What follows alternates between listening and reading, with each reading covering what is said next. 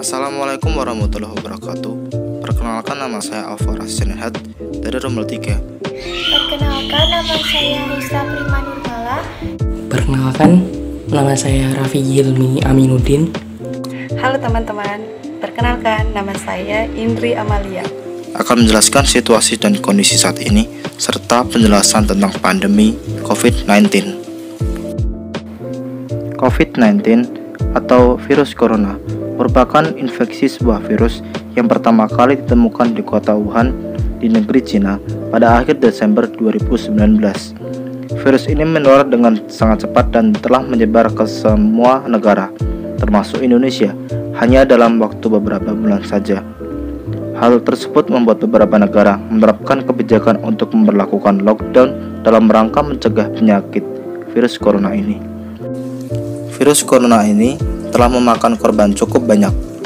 Di dunia, terkonfirmasi sebanyak 8.327.805 kasus, dengan angka kematian 449.182. Di Indonesia sendiri, terkonfirmasi 43.803 kasus, dengan angka kematian 2.373. Kemudian, saat ini Indonesia menerapkan kebijakan yang cukup kontroversial, yaitu New Normal. Isi dari kebijakan New Normal yaitu masyarakat diharuskan untuk memakai masker serta untuk menjaga jarak dalam kerumunan atau physical distancing. Situasi saat ini cukup memprihatinkan, di mana banyak masyarakat yang masih saja tidak memakai masker serta tidak mengikuti aturan protokol kesehatan. Padahal, peraturan yang normal telah diterapkan di berbagai tempat. Namun, tidak semua dari masyarakat melanggar protokol kesehatan. Banyak juga yang dari mereka tetap memakai masker dan menjaga jarak atau physical distancing ketika keluar rumah. Dan lama-lama kemudian, tercipta dua kubu di mana sebagian masyarakat yang memakai masker dan mengikuti protokol kesehatan menghujat kepada sebagian masyarakat lagi yang tidak mengikuti protokol kesehatan. Dan dampak dari fenomena ini akan mempengaruhi dalam kestabilan masyarakat. Akan tetapi, fenomena ini juga merupakan sebuah topik bahasan dalam tema yang akan kami bahas. Demikian penjelasan situasi dan kondisi saat ini serta penjelasan tentang pandemi. Selanjutnya akan dilanjutkan oleh penjelasan dari anggota lain dalam kelompok kami. Terima kasih. Di sini saya akan membahas mengenai dampak atau pengaruh dari pandemi COVID-19 yang tentu saja akan dikaitkan dengan salah satu teori dari psikologi sosial yang termasuk dalam hubungan antar kelompok, yaitu teori deprivasi relatif. Pandemi ini mempengaruhi berbagai sektor kehidupan manusia seperti sektor ekonomi, pangan, transportasi, wisata, dan lain-lainnya. Keberadaan COVID-19 ini tidak hanya berdampak besar bagi kesehatan fisik, namun juga terhadap kondisi psikologis manusia. Penelitian yang telah dilakukan menunjukkan bahwa setelah keberadaan COVID-19 dideklarasikan sebagai pandemi, orang-orang cenderung menunjukkan keadaan dan kemunculan emosi negatif seperti kecemasan, depresi, dan kemarahan yang lebih besar dibandingkan dengan emosi positif. Menurut Skele dan Murray pada tahun 2008, emosi negatif merupakan upaya seseorang dalam bentuk self-protection atau melindungi diri dari keadaan yang dipandang berbahaya. Berbagai usaha dilakukan pemerintah dalam menangani pandemi ini seperti dengan dilakukannya physical distancing, lockdown, dan di Indonesia ini diberlakukan PSBB atau pembatasan sosial berskala besar. Selain memberikan dampak positif dalam menekan tingkat penyebaran virus ini, usaha-usaha yang dilakukan oleh pemerintah juga menimbulkan dampak negatif, yang salah satunya adalah perasaan ketidakadilan yang dirasakan oleh masyarakat. Salah satu teori yang berkaitan dengan perasaan ketidakadilan ini adalah teori deprivasi relatif, atau yang dikenal juga dengan relative deprivation. Deprivasi relatif tersebut merupakan bentuk penilaian yang memandang bahwa seseorang lebih buruk dibandingkan oleh standar yang ada atau orang lain, di mana hal ini disertai dengan perasaan marah bahkan dendam. Menurut Fathur Rahman, pada tahun 1998, hakikat dari deprivasi relatif adalah kondisi psikologis akibat dari tidak terpenuhinya harapan yang terjadi dari serangkaian kejadian. Selain itu, Runciman dalam Fathur Rahman 1998 juga memformulasikan penyebab seorang mengalami deprivasi relatif, yaitu apabila seseorang tersebut yang pertama tidak mempunyai X, yang kedua dia tahu bahwa orang lain mempunyai X, yang ketiga dia menginginkan X, dan yang keempat dia merasa layak atau mampu untuk memiliki X. Oleh karena itu, untuk melihat deprivasi relatif akan dilihat dari 3 hal sekaligus, yaitu yang pertama munculnya perasaan negatif, yang kedua penilaian adanya ketidakadilan, dan keduanya terkait. Cara penanggulangan COVID-19 yang telah dilakukan oleh pemerintah kerap menimbulkan perasaan tidak adil pada masyarakat. Hal ini disebabkan karena pemerintah dipandang berpihak pada masyarakat dengan kemampuan ekonomi menengah ke atas. Salah satu keputusan pemerintah yang mendapat kecaman dari masyarakat adalah upaya tes COVID-19 yang lebih mudah diakses oleh masyarakat golongan menengah ke atas. Keputusan pemerintah Indonesia yang hanya memberikan tes gratis kepada orang yang telah berhubungan dengan orang-orang yang diketahui positif COVID-19 atau yang telah mengunjungi daerah-daerah yang beresiko tinggi dan memiliki gejala COVID-19 yang terlihat dipandang masyarakat sebagai bentuk ketidakadilan. Masyarakat merasa bahwa mereka berhak memperoleh akses tes dan pengobatan yang sama terhadap virus COVID-19 terlepas dari status sosial dan ekonominya. Meskipun pemerintah telah menjelaskan alasan diambilnya keputusan tersebut, akan tetapi masyarakat menunjukkan ketidakpuasan akan alasan dan tindakan pemerintah tersebut.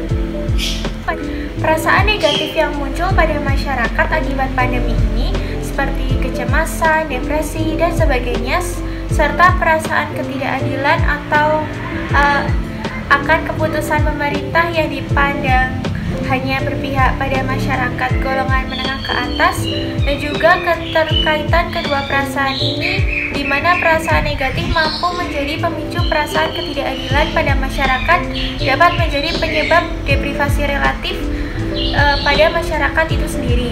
Kondisi psikologis ini cenderung tidak menguntungkan karena mampu memunculkan kemarahan, perasaan cemburu, tidak bahagia, dan pada keadaan ekstrim dapat menimbulkan tindakan atau perilaku agresif, spontan, dan tidak terorganisir seperti unjuk rasa, sengaja tidak melakukan PSBB, dan tindakan agresif yang lainnya. Kondisi deprivasi relatif pada masyarakat akan semakin berkembang ketika tidak terdapat institusi-institusi dan tidak adanya tindakan-tindakan penanggulangan oleh pihak yang memiliki kewenangan, yaitu pemerintah dan pihak terkait. Bahaya risiko pandemi COVID-19 yang wajib diwaspadai bukan hanya kondisi fisik, namun juga psikologis dari masyarakat. Keadaan psikologis yang rentan seperti perasaan-perasaan yang mampu menimbulkan deprivasi negatif dapat menjadi pemicu terpecah belahnya masyarakat. Oleh sebab itu, selain sosialisasi dan psikoedukasi yang tepat dari lembaga yang berwenang, masyarakat juga harus saling tolong-menolong sebagai upaya untuk menjaga psikologis masyarakat yang sehat, agar masyarakat dan pemerintah mampu saling membantu dalam menghadapi pandemi COVID-19 yang sekarang ini sedang terjadi. Di sini saya akan membahas tentang keprihatinan dalam masa pandemi COVID-19 saat ini. Seperti yang kita ketahui, ada banyak akibat yang muncul akibat adanya pandemi COVID-19 yang muncul di Indonesia. Seperti misalnya dari kesehatan, juga ekonomi yang memburuk.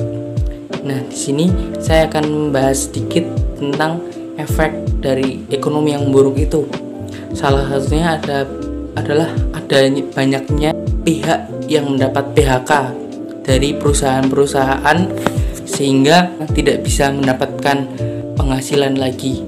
Nah, dari sini ada yang menyebutkan, yakni adalah Kadin, Wakil Ketua Umum Kamar Dagang dan Industri Indonesia atau Kadin di bidang UMKM, itu menyebutkan bahwa warga yang menjadi korban pemutusan hubungan kerja akibat pandemi corona ini bisa mencapai 15 juta jiwa. Nah, angka itu lebih besar dari jumlah yang sudah dirilis oleh Kementerian Ketenagakerjaan yang mana sebanyak 2,8 juta per 20 April lalu. Itu terjadi karena data itu belum ditambah dengan usaha mikro, kecil, dan menengah atau UMKM yang juga ikut terdampak. Jadi, kalau misalnya tadi 2 juta itu, faktanya sebenarnya 15 juta. Itu 2 juta tuh karena yang dilaporkan hanya 2 juta. Nah, UMKM kan tidak melaporkan, jadi tidak termasuk ke data yang dilaporkan terkena korban PHK tersebut. Bahkan ada yang memperkirakan jumlahnya itu sebenarnya jauh lebih besar, dari antara 30 hingga 40 juta warga bisa terkena korban PHK akibat pandemik ini. Wakil Kadin ini menjelaskan bahwa kondisi UMKM saat ini benar-benar berkebalikan saat krisis moneter pada tahun 1998 lalu, yang mana bila pada tahun itu UMKM itu bisa menjadi tulang punggung geliat ekonomi, namun saat ini UMKM justru menjadi sektor usaha yang paling terdampak. Terlebih lagi karena tak semua UMKM itu bisa beralih ke online, sehingga banyak yang nggak bisa bangkit lagi. Nah, dari situ dapat kita ambil kesimpulan bahwa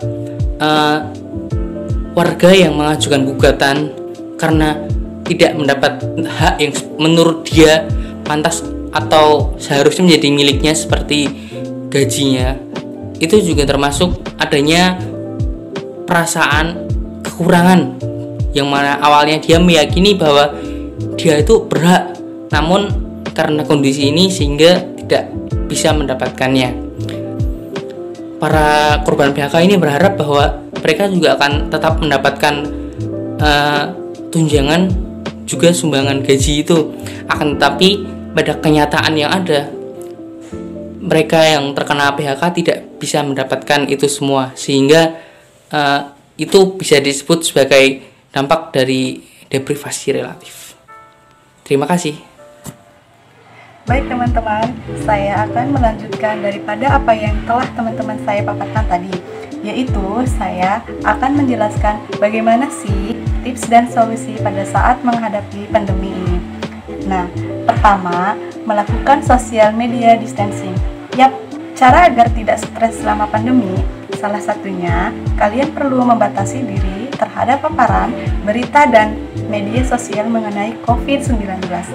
Dapatkan informasi mengenai COVID-19 secukupnya saja ya teman-teman. Misal, kamu bisa mood keyword COVID-19 di media sosial.